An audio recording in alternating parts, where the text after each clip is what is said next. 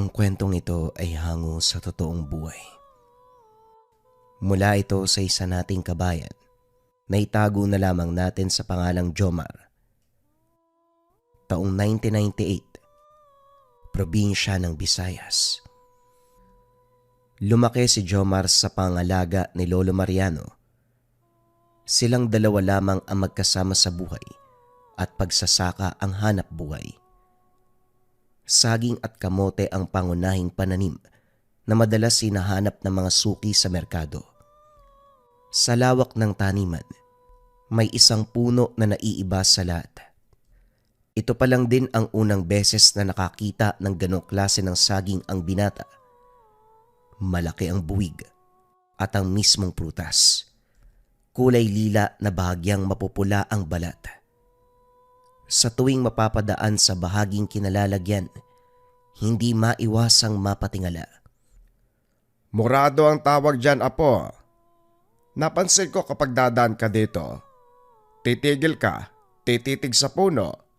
May nakikita ka ba? Wika ni Lolo Mariano. Nahihiwagaan lang po ko, Lolo. Hindi ko alam na may ganitong klase pala ng saging. Nakatikim ka na ba ng prutas nito, Lolo? Tugon ni Jomar. Ilang beses nung nabubuhay pa ang kumpare ko na nagbibigay ng saha.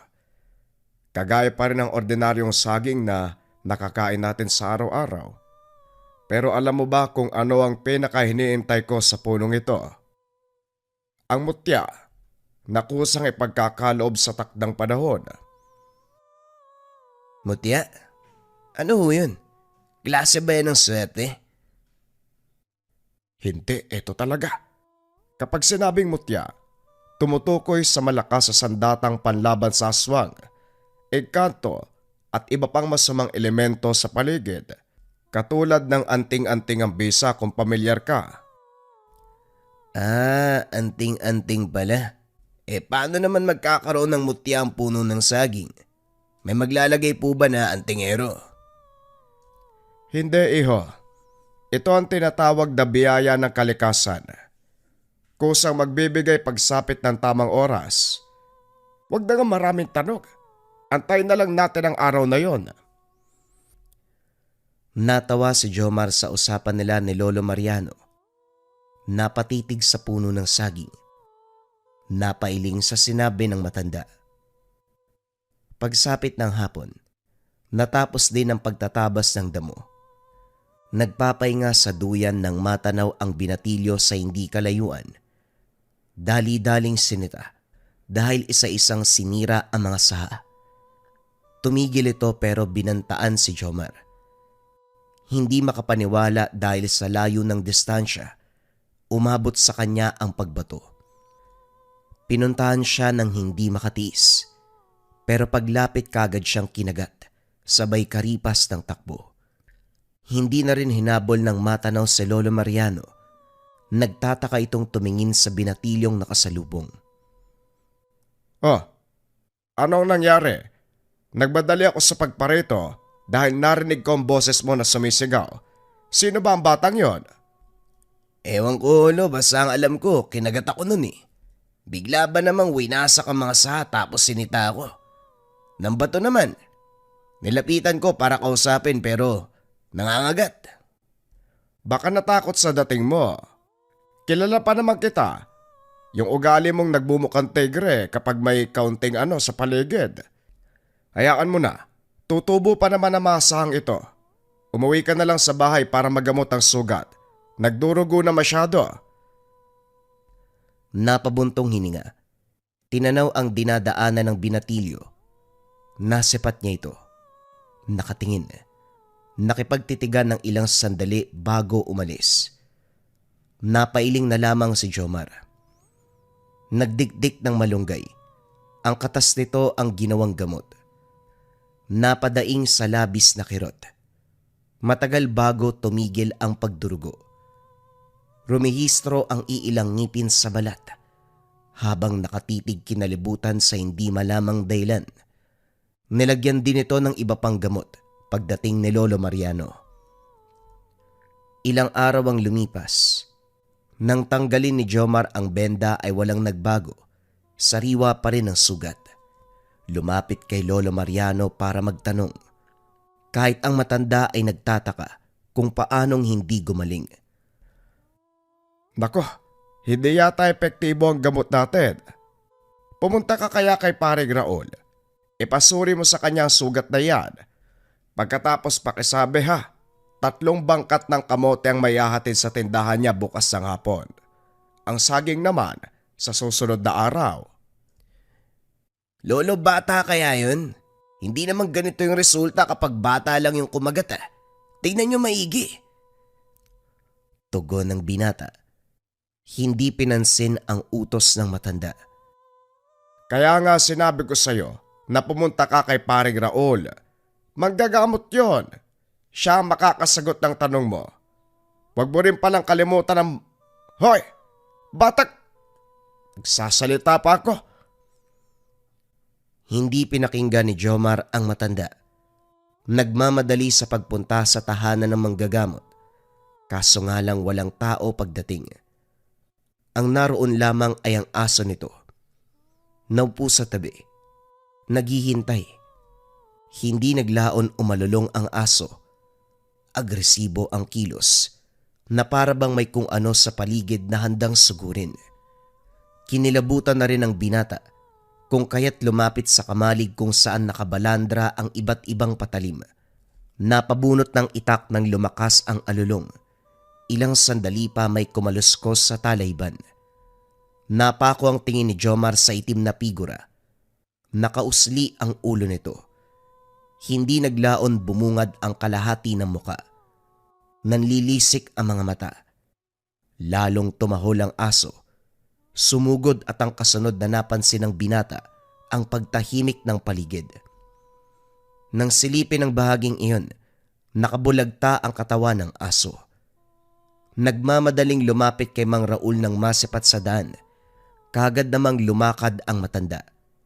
Sinunda ng dinadaanan ng nilalang. Pagbalik binato ng tanong si Jomar.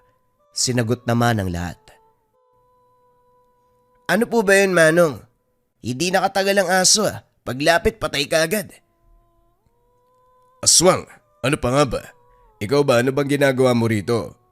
Mabuti, hindi ikaw ang inatake. May papatingin po sana akong sugat kaso wala ka naman kanina kaya nag-antay ako. Binatilyo ho yung kumagat sa akin. Mga edad 13. Hindi naman kalakihan ng katawan pero parang tigre kumangagat. Ilang araw na po ang lumipas pero sariwa pa rin. Tignan nyo oh. Sinuri ito ni Mang Raul. Bumigkas ng orasyon.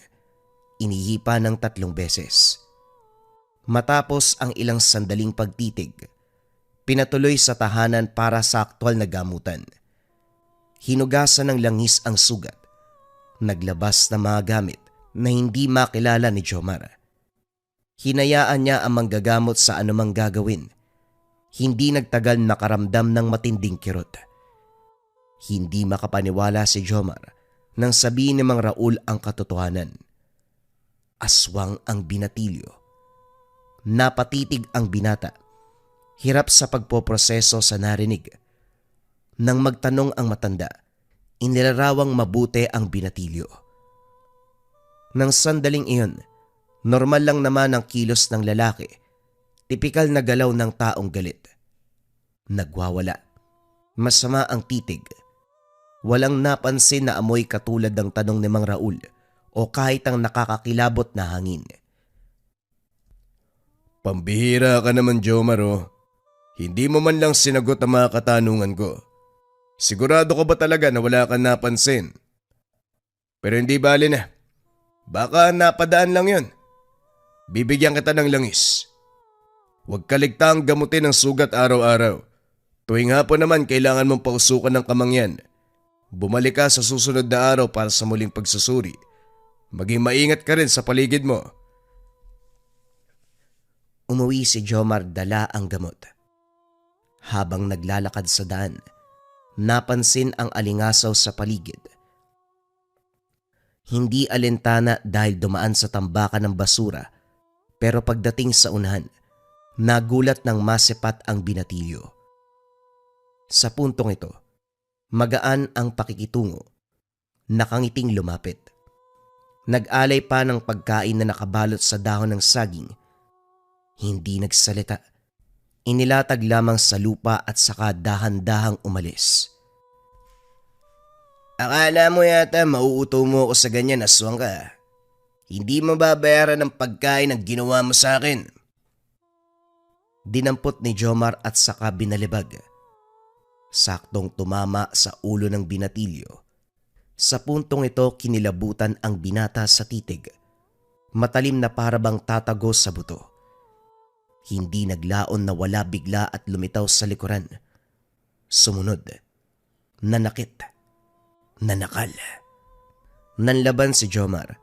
Dahilan para dumausdos pababa ng burol. Mabilis sa sumunod ang binatilyo. Pero sa pagkakataong ito, may tumagos na patalim sa katawan.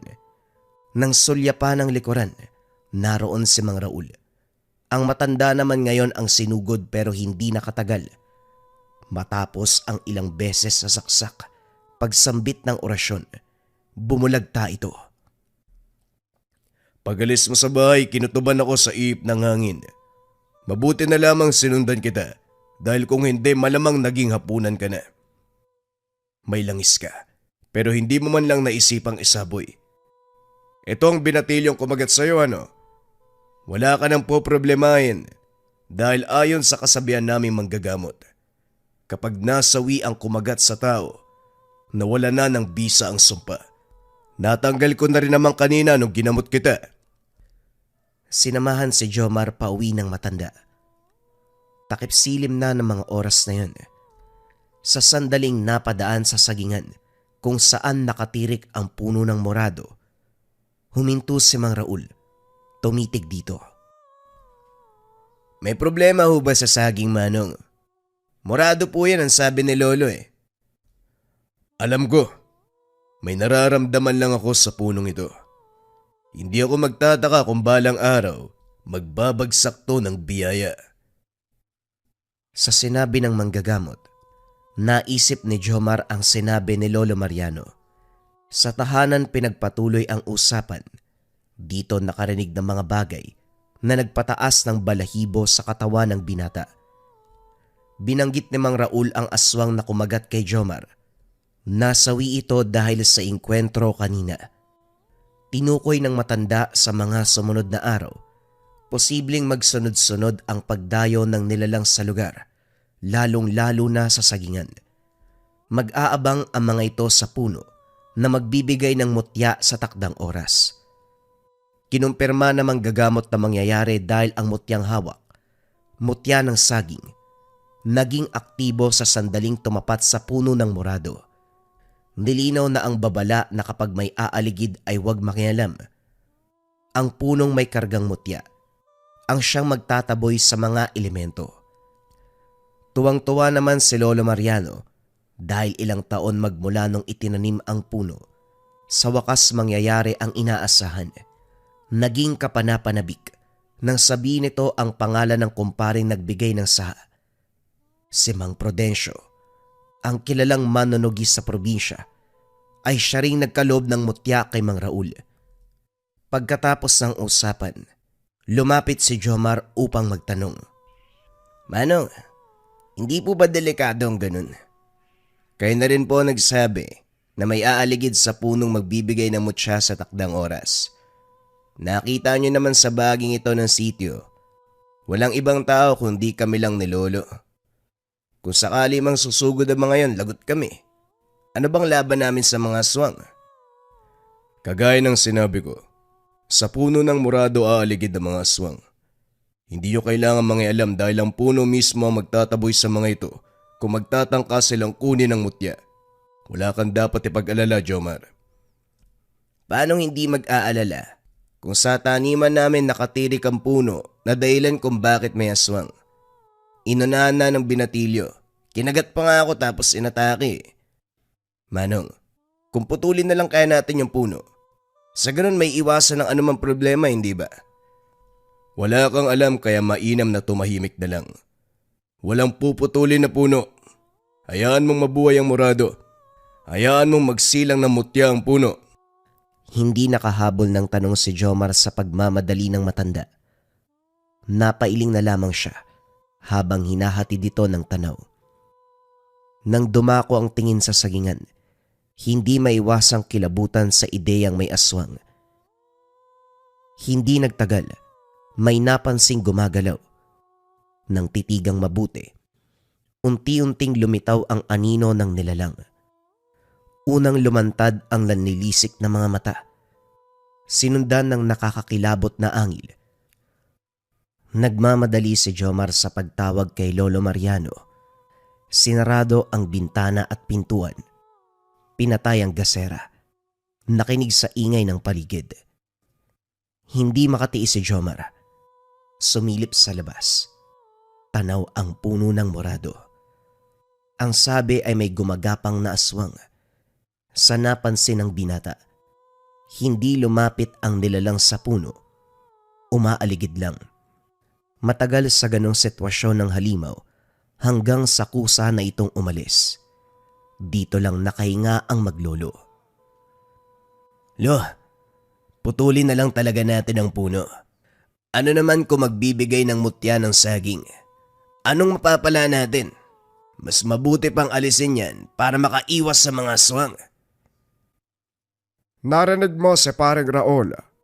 Walang puputulin. Walang gagalaw sa puno. Hindi natin kailangan mag-alala dahil kung hindi tayo makikialam, walang mangyayari. Kagaya ngayon, may nasaktan ba sa atin? Sa ngayon wala pa. Paano kung sa susunod? Putulin na lang natin kaysa magsisi tayo. Hindi. Matuto kang sumunod sa mas nakakaalam. Magtiwala ka rin sa kanya. Walang nagawa si Jomar. Anuman ang pangungumbinsi, hindi mapapapayag si Lolo Mariano. Kinabukasan ng mautusang magtabas ng damo, nakatitig lamang si Jomar sa puno ng morado. Nakausli ang puso nito. Maliit pero handa ng mamukadkad. Napaigpit ang hawak sa karit. Lumapit at isa-isang pinutol ang tuyong dahon. Nang matukso, sinimulang tagain ang puno pero pinigilan ni Lolo Mariano bago matuloy. Bahagyang tumagilid. Sermo naman ang inabot sa matanda. Nagmamadali sa pagtarak ng kawayan bilang suporta upang hindi matumba. Pagsapit naman ng hapon, susubukan sanang putulin kaso bantay sarado ni Lolo Mariano.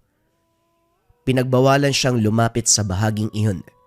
Sunod-sunod ang utos sa pag-ayos ng mga saging sa bangkat para makalimutan ng binata ang pakay sa puno.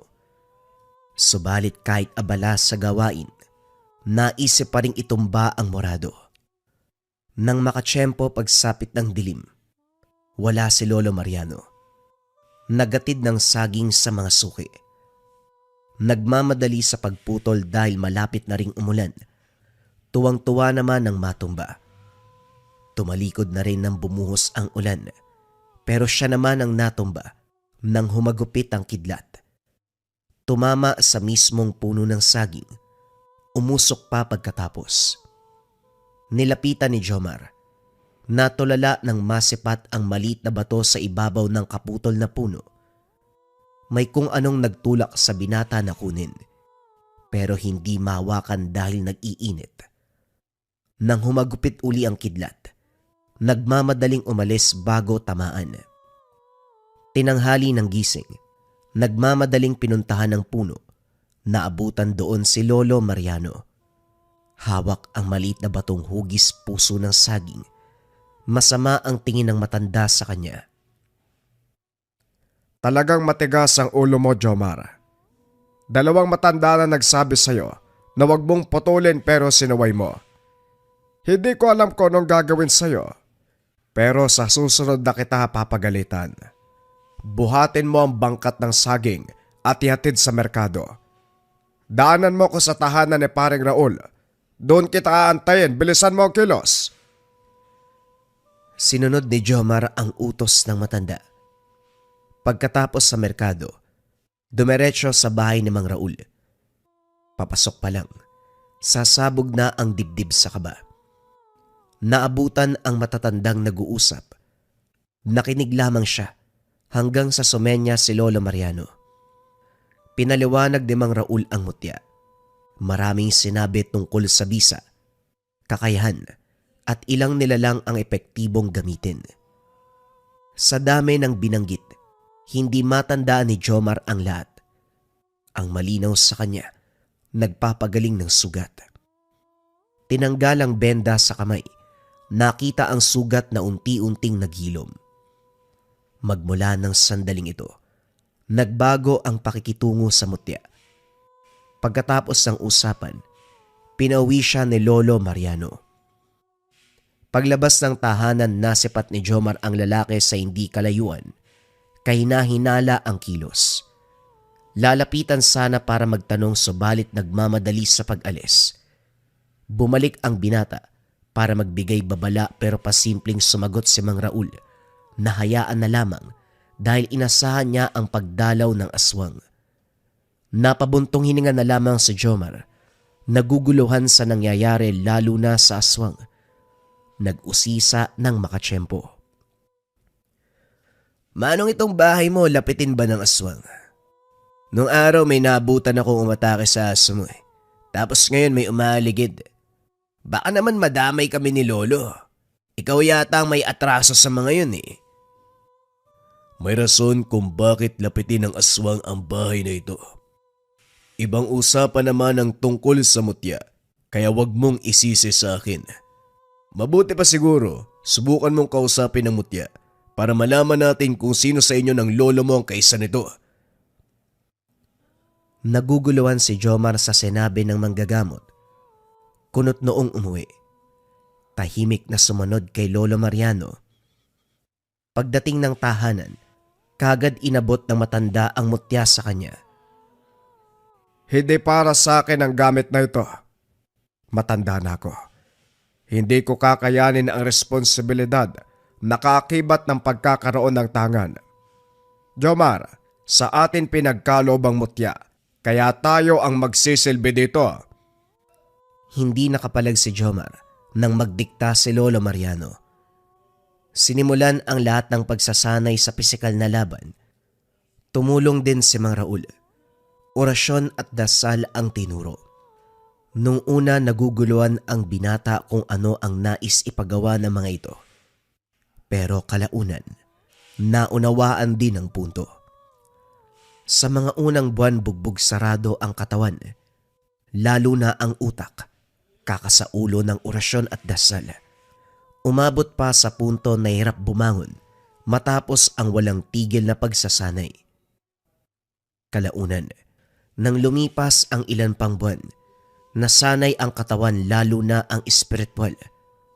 Nang handa na sa pakikipaglaban, pinagkaloob ang mutya.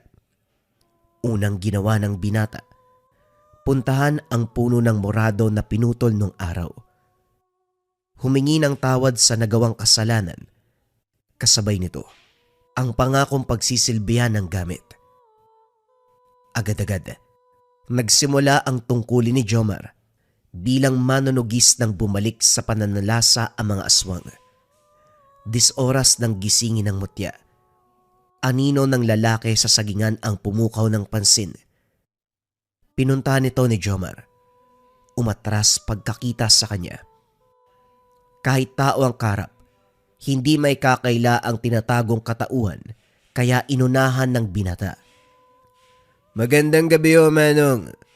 Anong ginagawa niyo sa sagingan? Bibili ho ba kayo? Oo. Napadaan lang din ako. Tumingin na rin. Magkano ba ang isang buweg? Depende ho sa pakay niyo, Manong.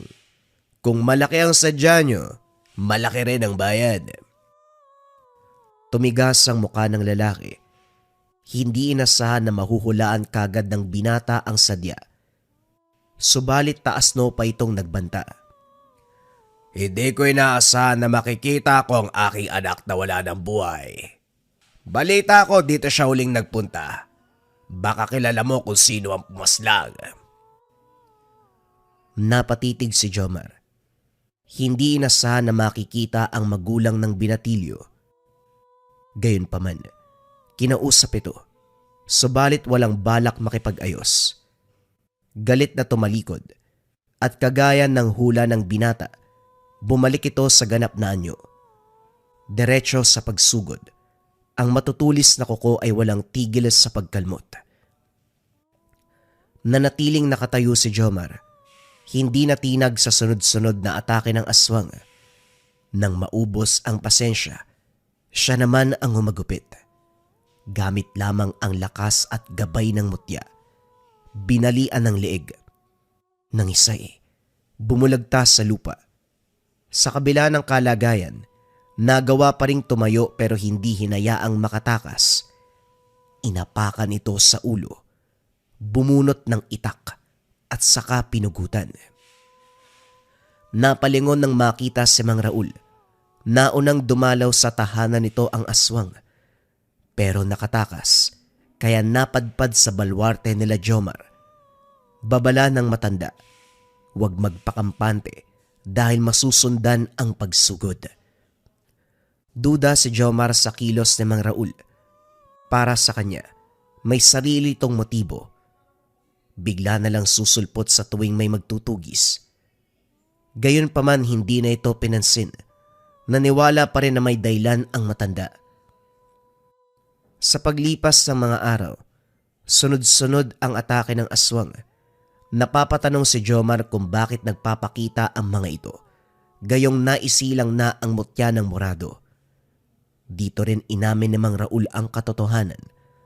Ang unang saha ng marado ay pagmamay-ari ng kalahating albularyo, kalahating aswang. Dakilang mamamaslang ng kauring halimaw. Matagal na panahon nung mangyari ang sigalot sa pagitan ng albularyo at aswang. Sino man ang makakuha ng saha, tinutugis sa mga aswang, nalayon na mapigilan ang pagsilang ng mutya. Naitanong ng binata kung meron din bang tinatagong saha ang matanda. Tumango ito bilang sagot. Pero matagal nang naidispatsyang sa dahil hindi nagbunga. Gayunpaman, pabalik-balik pa rin ang aswang sa tahanan. Kuminsan, tinuturo ko ang sagingan nyo para makatakas sa kanila. Pasensya na, Jomar. Tumango lamang ang binata. Hindi nagtanim ng galit sa matanda sa kabila ng pag-amin. Naunawaan ang dahilan. Lumipas ang ilang linggo na payapa. Subalit pagkabilugan ng buwan, kaliwat kanan ang pagsulpot ng aswang. Napuruhan si Lolo Mariano na unang sinugod. Sumaklolo si Mang Raul. Nagbato ng orasyon at langis. Ang binata naman ay harap-harapang nakipagbakbakan. Mabuti na lamang mababang uri. Mabilis na itumba. Malubha ang kalagayan pero nagawa pa rin gumapang palayo. Sinundan. Bumulagta pagdating sa kakawyan. Si Mang Raul ang nagligpit na mabangkay. Sa kalagitnaan ng paghukay, napansin ni Jomar ang kakaibang ihip ng hangin. Hindi nagtagal. Nagsusuka ng dugo si Mang Raul. Hindi umubra ang pangontrang orasyon. Kagad humandusay. Nang suriin may malaking sugat sa likod. Sariwang-sariwa, bakas ng kalmot. Ilang sandali pa bumungad ang matandang lalaki. Ikaw pala ang nakakuha ng huling mutya. Nakakagulat dahil binata. Matatanda kasi ang nakakakuha ng naunang dalawa. Para sa kalaban mo, ako mismo ang pumatay sa mga yon. Ikaw ba? Handa ka nang mamatay sa mga kamay ko? Huwag ka magsalita ng tapos, Manong. Sino ka ba para manakot? Tumawa ang lalaki. Nagulat na lamang si Jomar nang bigla itong mawala. Paglingon ay sumalubong ang kalmot. Hindi inasahan ng lakas kung kaya't tumilapon. Pagbangon sumalubong kagad ang walang tigil na pagsugod. Hindi nakabuelo ang binata. Masyadong mabilis ang kalaban. Panay salo ng atake. Napadura ng dugo ng maramdaman ng pinsala. Huminto sandali ang lalaki. Tumatawa habang nakatitig kay Jomar. Wala kang pinagkaiba sa mga nauna. ganyan din sila. Kunwari lakas-lakasan, yun pala hindi marunong gumamit ng mutya. Hindi ko tuloy maintindihan kung bakit may hina pa ang nabigyan. At bakit? Paano ba ang tamang paggamit ng mutya? Masyado ko nangingialam. Sabihin mo nga. Tumawa muli ang lalaki. Pagkuway sumugod pero sa pagkakataong ito, natatandaan ni Jomar ang galaw. Mabilis na umikot at sinaksak. Nagulat ang lalaki. Gayon pa man mabilis na nakaganti. Tumilapon ang binata matapos magtamo ng sugat sa dibdib. Nahirapan pang huminga. Nagmarcha palapit ang aswang pero natigilan ng makontra ang orasyon ni Mang Raul. Nanigas na sana sa kinakatayuan pero madaling nakabawi. Tumilapon ang matanda. Sinalo naman ni Jomar bago mapuruan sa mga bato. Dito nag-usap ang dalawa. Sabay na aatake para mas mapabilis ang pagbagsak ng kalaban. Muling nag-usal ng orasyon si Mang Raul, samantalang si Jomar ang nakipagbakbakan. Sigurado ni Mang Raul na paulit-ulit magbabato ng tigalpo. Ang binata naman, sinikap na mapinsala ang pisikal ng aswang. Sa kabila ng pagtutulungan, bigo na mapatumba ang kalaban. Gabunan kaya mahirap patayin. Huwag kang mawalan ng pag-asa. Mahanap din natin ang kainaan niyan. Sumugod ka lang. Akong balang magritual. Muling sumugod ang binata. Sa puntong ito, mas binilisan ng galaw hanggang sa nagagawang sabayan ang kilos ng kalaban. Punyal ang inabot ni Mang Raul. Ito ang ginamit. Nang dumaplis ang katawan, mapapansin ang lihim na pagdaing ng halimaw. Sumenya sa matanda na itaas pa ang depensa upang makalaban ng husto. Binaling ni Mang Raul ang orasyon. Si Jomar ang kinargahan. Sa puntong ito naigitan ng binata ang kalaban. Dumoble ang lakas, dahilan para unti-unting maitumba ang aswang. Nang makabuelong mabuti, direkta sa puso ang saksak. Tumigil ng malagutan ng hininga. Hingal na tumabi si Jomar. Patuloy naman sa pag-oorasyon si Mang Raul upang masigurado ang katapusan ng aswang. Sa pagkakatanda ni Mang Raul, ito ang pinuno ng aswang na tumugis sa nakakuha ng saha ng murado. Nakaengkwentro noon pero dahil hindi nagsilang ng mutya ang saha niya, pinalampas siya. Itinabi ang bangkay ng gabunan sa iba pang napaslang. Sa wakas, makakapagpahinga na rin tayo. Ang pinuno ng aswang na mismo ang pinatay natin, kaya sigurado kung hindi na masusundan. Baka mamaya may lilitaw na mas malakas pa dyan ha. Ang hirap pa namang itumba niyan. Mabuti na lang marunong kayo mag-orasyon. Hindi ako. Ang mga mutya natin ang kumilos. Mutya ng saging at mutya ng murado. Pinagsanib ko ang puwersa ng dalawa at inilapat sa iyo. Kaya natalo mo ang kalaban. Bakit tinawag pang mutya ng murado? Pareho namang saging ang mutya na yan. Mainam ng ganon. Dahil sa puno ng murado, nagbula ang sayo. May kaibahan ng lakas. Pero pareho lang yun. Layong talunin ang sino mang magtatangka. Kagaya ng sinabi ni Mang Raul, hindi na nasundan ang pagsalakay. Namanghari ng binata sa taglay ng mutya. Dahil sa kabila ng malubang sugat ng matanda, unti-unting naghilom, nanumbalik ang lakas, makalipas ang ilang araw. Siya naman, walang maramdamang pinsala matapos ang matinding bakbakan. Nang balikan ni Jomar ang puno ng murado, tuluyang natuyo, maging ang mga saha. Ito ang huling puno na magbibigay ng mutya. Sa pagdaan ng panahon, ang mga nilalang, ang mga aswang na mismo ang nagtanda. Kapag nararamdaman ang mutya ni Jomar, sila na ang iiwas. Nang minsang narinig ang pag-uusap ng mga ito, nalaman na natatakot sa tangan ng binata. Ang iba ay kusang sumuko, nagbigay galang imbis na sumugod. Sa pagdaan ng mga taon, Kinilala si Jomar bilang dakilang manunugis na nagtatangan ng malakas na mutya o mas kilala sa katawagan na mutya ng murado. Nung sinuot yung marahuyo bracelet ng isa nating kabayan, na ospital kinabukasan yung nangungulam sa kanila. Nangyari yung patotoo mga kabayan during live stream natin. Isa sa mga kabayan natin yung nagpatunay sa bisa ng marahuyo. Nung una, medyo nagdududa pa sa bisa ng marahuyo natin pero nung napatunayan yung bisa, sobrang dami niyang message during live stream. Sobrang laki ng tiwala sa marahuyo bracelets natin. Biruin yun mga kabayan. Kinabukasan, na ospital kagad yung nangungulam sa kanila. Ang bisa kasi ng marahuyo bracelet natin ay depensa espiritual. Kontra kulam, barang, tigalpo, palipadangin, usog, o namang masamang uri ng sumpa. Pero bakit na ospital kabayan kung pang depensa to? Nandito rin kasi yung rebuelta o sumbalik. Kung ano man yung sumpa na ibinigay sa inyo, ibinabalik doon sa taong nagbigay. We have 2 colors available, glossy black and brown.